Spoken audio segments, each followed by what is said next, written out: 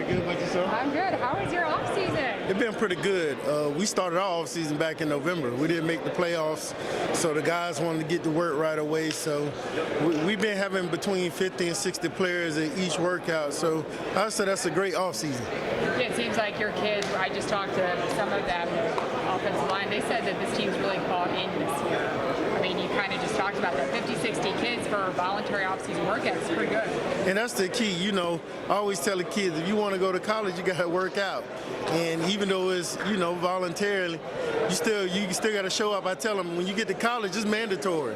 So if you can't do it now, ain't no way you're going to be able to do it at the next level. So all my kids say they want to go to college, so they listen to everything I say, which is a great thing.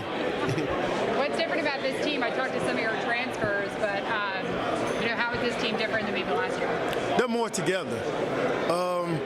And this team follows the right players. I got a player committed to Iowa and a player committed to UCF, one to Tennessee State. And those guys are the hardest workers still. They're the most humble kids. So when the other players see them, they tend to follow. And this team is more together. Like, they go fishing on their own and stuff. It's crazy. Like, they'll call me, and it'd be like 20 of them fishing. So they're more together. It's more of a brotherhood, and it's bigger than football for this group of kids.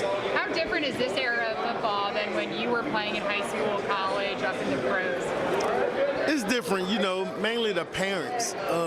You know, back in our era, you know, you couldn't really, the parents weren't going to be too involved in trying to tell coaches what to do. And these days, you got a lot of parents think they're entitled to tell the coaches what to do. But once you get over that hump of the parents and get the kids to believe in you, they tend to play harder for you. And that's the biggest difference, is the parent entitlement. What year is this for you? Going on year 5, it's moving. I mean, is it crazy you're into your 5th year as the head coach out there? Definitely. It seemed like I just started yesterday. Like, I was just talking earlier. I was like, first couple years won district title, but that felt like it happened last year and the year before in year 5. Every year it just seems like the Duval County schools, they're just stacked with talent. So many kids going on to college, not just any college, but like Power 4 conferences. Does that, how nice is that when you're competing against some of the best people in the entire country? It's real good, because, you know, I always say back when we was in school, we was all one and trying to make a name for Duval, and for years the Duval name fell off when it came to the talent, and now that it done picked back up, and you know, and I'm able to be involved as a head coach and help out not just my kids but kids in the city. It's an amazing time in Jacksonville right now. Preview kind of your team, offense, defense. Our offense is pretty good. We got a lot of our players back that started last year. We got a quarterback that was a freshman last year that's going to be a sophomore starter, year 2. My big-time receivers. And my O-line is unbelievable. Yeah, your line is huge. And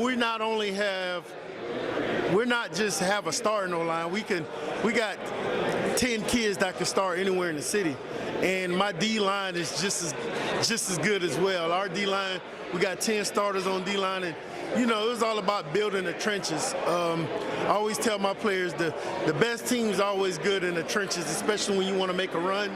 And I'm looking forward to this season. I'm looking forward to my O-line. You know, besides my center, the rest of my O-line averaged about 6'4", 305 or more. So looking forward to seeing my O-line play. How comforting is that to know that you have huge guys protecting such a young quarterback? Oh, it's real comforting.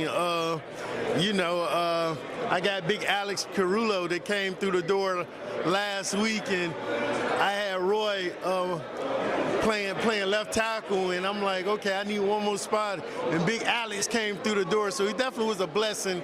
And yeah, I know my quarterback is comfortable having him on the blind side now. So I couldn't doubt it. Okay.